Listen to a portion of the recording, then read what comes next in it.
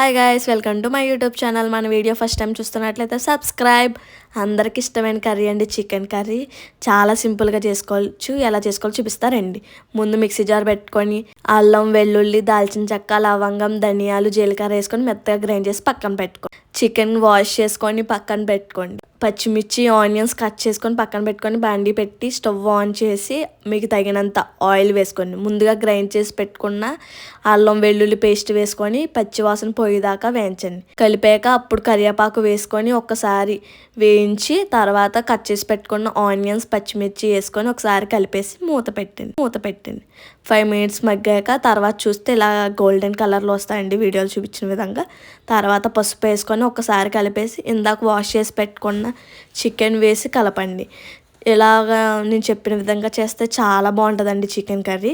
తర్వాత సాల్ట్ వేసుకోండి. సాల్ట్ వేసుకుంటే చికెన్ బాగా కొంచెం కుక్ అవుద్దండి. అప్పుడు సిమ్లో పెట్టేసి 5 మినిట్స్ తర్వాత చూస్తే చికెన్ బాగా కుక్ అయిందండి. తర్వాత చికెన్ మసాలా, తగినంత కారం వేసుకొని కారం బాగా కలిసేలాగా కలుపుకొని మూత పెట్టుకొని సిమ్లో పెట్టుకోండి. చాలా బాగుంటుందండి నేను చూపిన విధంగా చేసుకుంటే. ఆయిల్ పైకి వచ్చాక మీకు తగినంత వాటర్ వేసుకొని ఒక్కసారి కలిపేసి మూత పెట్టండి.